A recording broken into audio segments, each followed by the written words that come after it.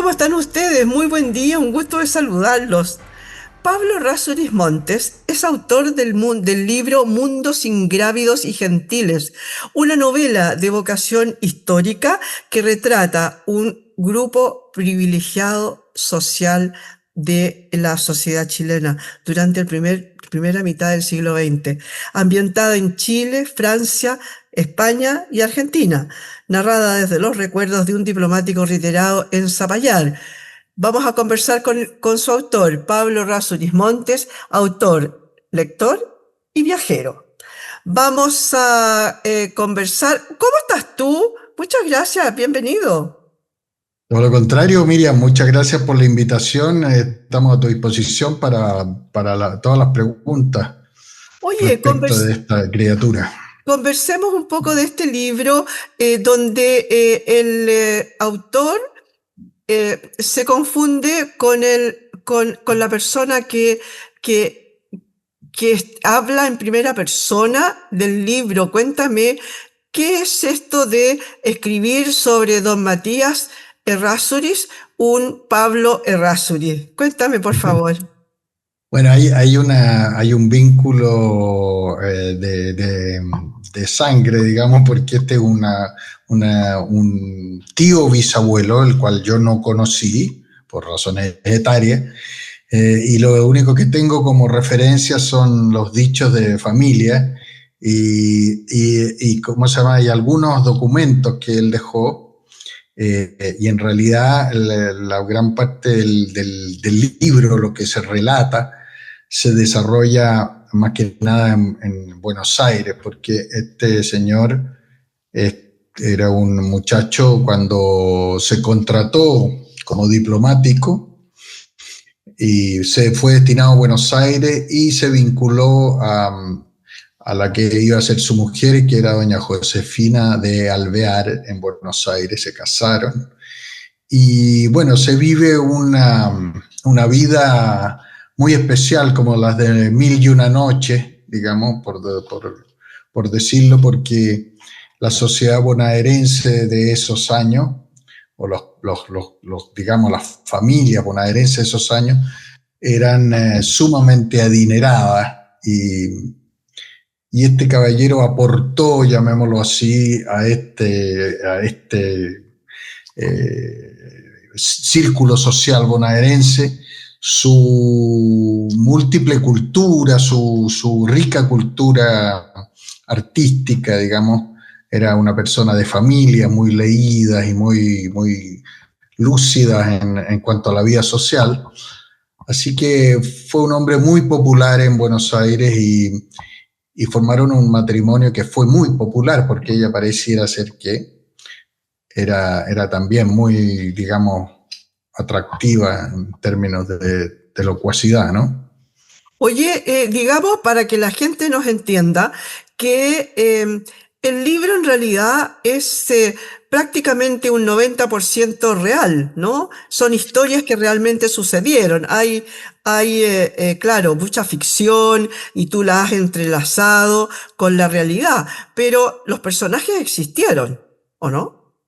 Sí, los personajes principales existieron, pero los principales, es decir, los que más influyen en el libro no son los personajes principales, y esos son los personajes de ficción, o de relativa ficción, diría yo. Porque Fray Pedro Subercasó, por ejemplo, es un personaje real, pero su entrelazamiento es relativamente ficticio por un problema de cronologías, en fin, pero yo embarco en la ficción, digamos, y la verdad es que relata un tiempo que es muy entretenido de relatar, porque la gente con mucha cultura y que vivía sin el problema que todas las personas ordinarias tenemos, de como es el Código Civil, ganarnos, ganarnos el pan con nuestro trabajo diario, digamos. Es decir, vivían en este Vieux Monde de París, disfrutando del arte, de la conversación, de las relaciones sociales, del buen gusto, del buen trato, desprendidos de lo que significa ganarse la vida por esta inmensa fortuna que abrazaron en algún minuto en Argentina, digamos, ¿no? Es una situación bien singular, muy parecida a la de los jeques árabes de hoy día, para dar una analogía del siglo XX, finales del siglo XX. Pero es un caso muy singular el de los millonarios argentinos de principios del siglo XX. ¿Mm? Oye, cuéntame, partamos hablando, ¿te parece?, de Pablo Errázuriz, antes de que hablemos un poco más de don Matías. Hablemos de Pablo Errázuriz. ¿Quién es Pablo Errázuriz? Pablo, tú eres abogado. ¿Por qué te dedicaste a escribir? No es tu primera incursión en la literatura. Mira, la situación fue la siguiente, porque escalé en esta carrera literaria. Bueno, primero que nada, tuvimos con mi mujer una experiencia muy singular. Recién casados, vivimos en una comuna muy alejada del mundanal ruido, en la región de Aysén. Tuve el cargo de alcalde durante 3 años en una comuna donde se llegaba en avión, a caballo solamente, a 3 kilómetros de la frontera con Argentina. Una cosa muy singular. Entonces mi señora me dijo, oye, ¿por qué no escribe de todo esto? Porque del anecdotario era interminable, en fin. Bueno, empecé a escribir el libro, terminó siendo una especie de autobiografía muy entretenida, porque la verdad las cosas, yo soy cultor de la literatura, entonces la imaginación nace de haber vivido varias vidas que te permite la literatura, digamos, ¿eh? En realidad es un libro autobiográfico que escribí en medios digitales, que tuvo muy buena crítica de la gente cercana que lo leyó, que se llama Dios mío, ¿qué he hecho de mi vida? Es como semi en broma, medio en sorna. Entonces un amigo de Valdivia, un querido mío, Fernando Rodríguez, me dijo, oye, pero mira, yo he leído mucho el libro, bueno, y te encuentro una pluma extraordinaria, ¿por qué no escribes una novela? Entonces tenía en la cabeza ciertas celebridades familiares de antaño, y una de ellas era un veterano de la guerra del 79, y fue así como escribí este libro que se llama Guerra, Tragedia y Destino, que fue mi primera novela y mi primera edición en papel, ¿eh? Un trabajo gigantesco, histórico, y la verdad que me empecé a entusiasmar. Fue un libro que lo escribí en varios años, tiene 660 páginas, digamos, y, y la verdad es que recibió una excelente crítica, está muy, muy ilustrado, digamos, desde el punto de vista histórico, pero tanto lo ilustré que le cambié el apellido al señor, porque verdaderamente lo transformé en un personaje de ficción, digamos, una especie de superhéroe de la guerra del 79. En parte era histórico, en parte ficción, todos los hitos y lo histórico duro es muy, muy bien logrado, porque la cronología la llevé con un rigor casi enfermizo. Oye, Entonces, cuéntame, perdona, pero para hacer esa parte, la parte histórica realmente, de algo que no era ni bisabuelo tuyo, ni nada parecido, ni nada cercano, no era familiar, etcétera, tuviste que a lo mejor hacer mucha investigación, ¿no? Porque hoy día a lo mejor se encuentra, no todo, pero muchas cosas se encuentran vía internet. Es más o menos simple, digamos. Pero en sí, general, hace unos años, uno tenía que pasarse horas y horas y días en las bibliotecas o en los archivos de los diarios antiguos, revistas, etcétera. ¿Cómo hiciste eso? mira, fue bien, bien rudo, porque te voy a decir una cosa. Este caballero, el personaje de la Guerra Pacífico, era en las familias los traviatos, como dice la ópera, los que se descarriaban, eran olvidados un poco, ¿eh? Entonces este era el caso de José Antonio Errázuriz, que es el personaje de esta novela. Eh, yo encontré una foto de José Antonio Errázuriz Ortúzar en un libro militar, de uniformes militares norteamericanos en internet, imagínate. El tema es que empecé a investigar y el personaje aparecía en Bulne, aparecía en una compilación gigantesca de la Guerra del Pacífico que hay, digamos, de un recopilador que se llama, en este momento se me olvidó, pero son 4 tomos que los compré, un tipo fabuloso, digamos. Fabuloso. Que no es un libro de historia, un libro de crónicas y partes de guerra. Entonces ahí empecé a reconstruir, me encontré que Patricio Lynch era un tipo extraordinariamente meticuloso para los diarios y las crónicas de la ocupación de Lima. Empecé a construir en base a datos históricos una ficción muy sumamente entretenida y que seguramente vamos a reeditar en unos meses más, digamos, porque, como te digo, está virtualmente agotado el libro. Y la verdad es que esa fue una investigación de mucho tiempo, y también con militares, con expertos en guerra, con gente vinculada a eso. No es un libro de guerra, es un libro, más bien se podría decir una novela de ideas, pero una especie de la guerra y la paz para ilustrar más o menos de qué se trata. Pero está embarcado en la guerra, pero vive la tragedia de un joven que, en fin, ¿para qué lo vamos a hacer?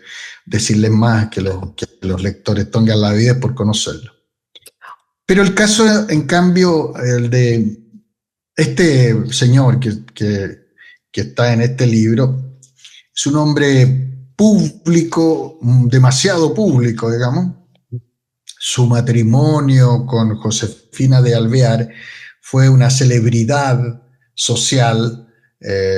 No sé si tienes la oportunidad de conocer el Museo de Arte Decorativo de Palermo, en Buenos Aires.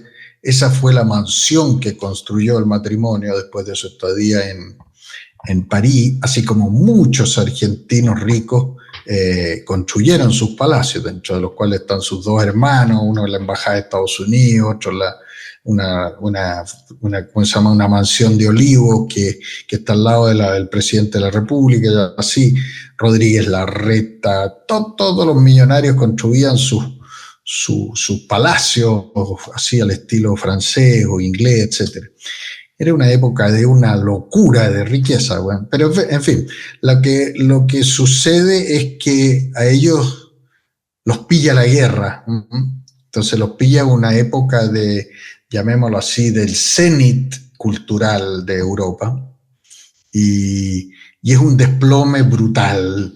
Perdón, hagamos la salvedad que te refieres a la Primera Guerra Mundial.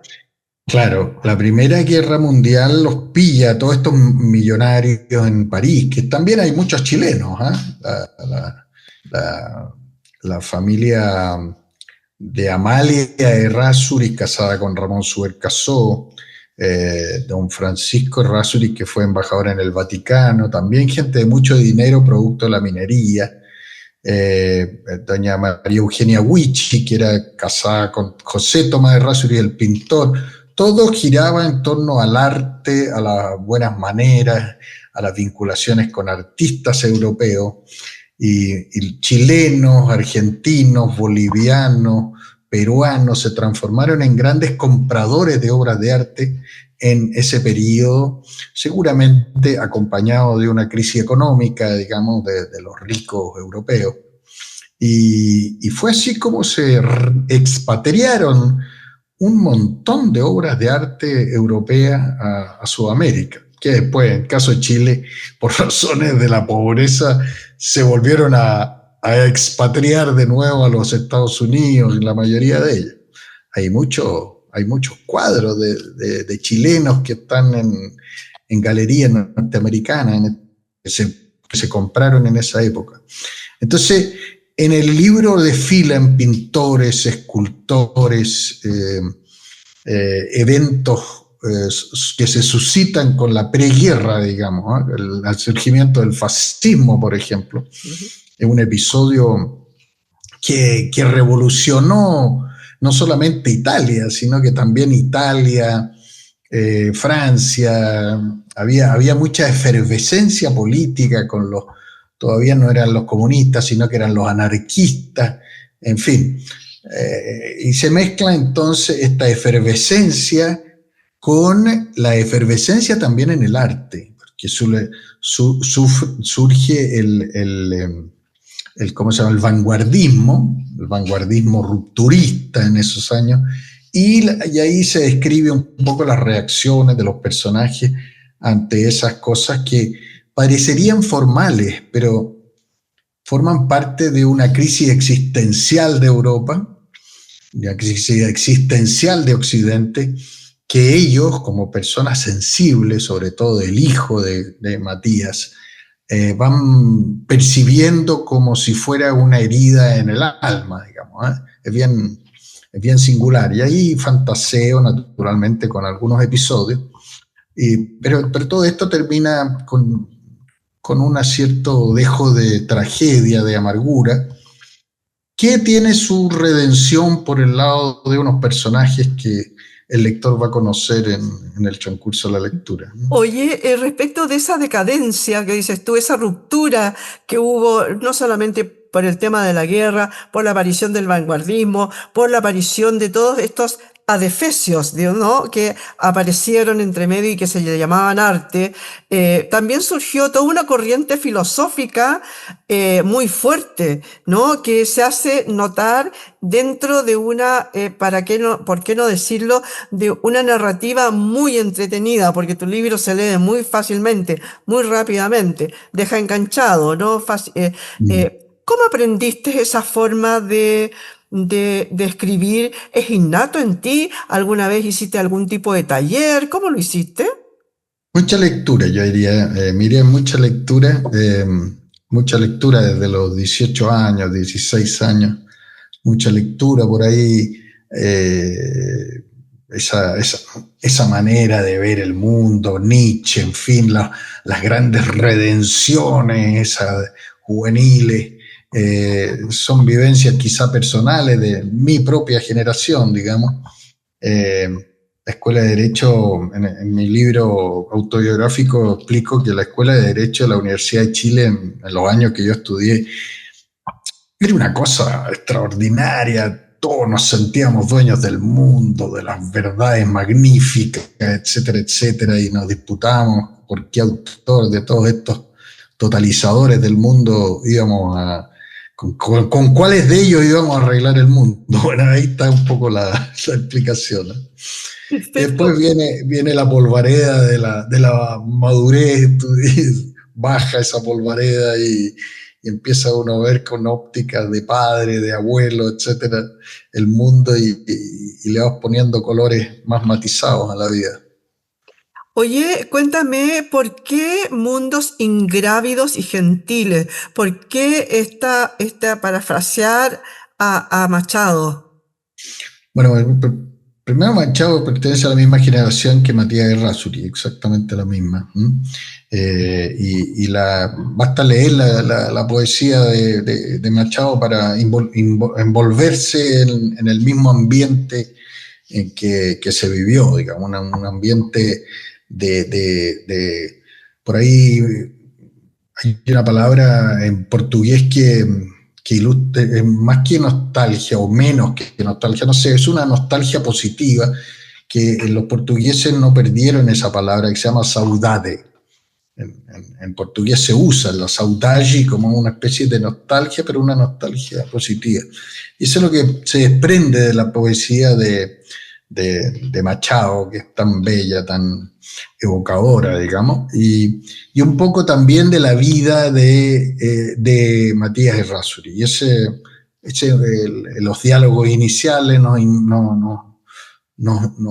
involucran en ese mundo de saudade, ¿ya? De nostalgia reflexiva, digamos, ¿no? Y justamente esos mundos ingrávidos y gentiles eran los que ellos pretendían detener el tren de la historia, que naturalmente, Que como no, digo en el prólogo, es imposible, que es no se imposible deshicieran eso. como pompas de jabón, ¿no? Sí, sí, se deshicieron como pompas de jabón, porque bueno, ¿para qué voy a contarles el libro? Pero en parte la historia no termina bien. Hay una historia muy paralela y muy parecida a la de Matías Errázuriz, de una señora con la cual Matías Errázuriz en sus últimos años se vinculó con una amistad estrecha. Existe un epistolario entre ellos dos y no lo pude yo encontrar así. Así son las fuentes aquí en Chile, no Ya. se pueden encontrar. Pero yo sé que existe un epistolario entre Matías Errázuriz y doña Blanca Vergara de Sí. Errázuriz, que ella padeció más o menos la misma historia, casi calcada, digamos, la pérdida de una hija en el caso de Blanca, la pérdida de un hijo en Ujú. el caso de Matías. Hay hasta películas, tú sabes, de la historia de Blanca Vergara, Sí. que, o sea, de la hija de Blanca Vergara, que fue como Sí. una especie de thriller trágico Ujú. tremendo, donde la riqueza sirve pero no soluciona nada, esa es la Claro, verdad, las cosas. claro, La claro. redención no viene por el lado de la riqueza. Oye, pero en realidad tampoco quiero contar la historia realmente de lo que está aquí narrado, ¿no? No quiero adelantarme, no hacer spoilers del tema, pero en realidad las dos últimas cartas, la que Blanca le escribe y la que él le contesta, en realidad es el resumen del libro. Cuéntame, para ir terminando, Pablo, porque se nos termina el tiempo, cuéntame por qué hay que leer este libro, de todas maneras. Porque, mira, primero que nada, porque hay una tendencia que tenemos los seres humanos de estimar que el tiempo que nos ha tocado vivir es un tiempo que, en fin, no es una cosa que no tiene solución, hay una tendencia a la escatología, ¿no es cierto? Oye, en fin, bueno, aquí hay una época que fue evidentemente peor que la época actual. Estamos, ay, que la crisis, que Trump, mira la guerra de Rusia, mira. Bueno, esto no fue amenazas de guerra, fue tres guerras que son las describo ahí, que son la primera, la guerra española o segunda guerra mundial, que se llevaron 150 millones de jóvenes de la mejor gente del mundo, diría yo. Eh, entonces, primero que nada, poner en realidad cuál es nuestra situación, o sea, una visión más optimista de nuestro tiempo. Y segundo, a través de estas experiencias intensas de vida, explorar la naturaleza humana, pues, que es la tarea de las humanidades, creo yo, ¿no? Y por eso, con una salvedad, Miriam, lástima que no hay, pero yo tengo una visión bien crítica de la literatura contemporánea y creo que lo que yo llamo la literatura sin orilla, lo que yo trato de dejar es una saudade, una saudade, pero con orilla, con una esperanza, con una redención, que está en unos pequeños personajes ahí que si el lector quiere entenderlos, los va a entender perfectamente. Perfecto. Muchas gracias, Pablo, por haber estado hoy día con nosotros. Yo te cuento que yo leí el libro en 2 días, a pedacitos de día, porque tenía que hacer otras cosas, pero en realidad es muy, muy fácil de leer, muy entretenida. No es de esas novelas que uno empieza a leer de repente y se empieza como a saltar párrafos o a saltar hojas. ¿Te has fijado que de repente te dice, ya, no, esta parte me la salto nomás? Uno se arrepiente porque después tiene que volver para atrás porque no entendió justo la parte que se había saltado, pero no es el caso de la novela, de esta novela. Muchas gracias por haber estado hoy día con nosotros. Por el contrario, muchas gracias por la invitación, Miriam, ¿eh? A tu disposición. ¿Eh? Le damos las gracias a don Pablo Errázuriz Montes, abogado, lector y viajero, autor de esta novela, autor de Mundos Ingrávidos y Gentiles, una novela de vocación histórica que rescata con notable profundidad estética y literaria la transformación de un grupo social privilegiado durante la primera mitad del siglo XX. Está ambientada en Chile, en Francia, España y Argentina y narrada desde los recuerdos de un diplomático retirado en Zapallar. Ahí va a entender usted por qué por mucho tiempo desapareció el Cristo de bronce de Zapallar y que ahora ya lo han repuesto. Muchas gracias por haber estado hoy día con nosotros en este punto de encuentro.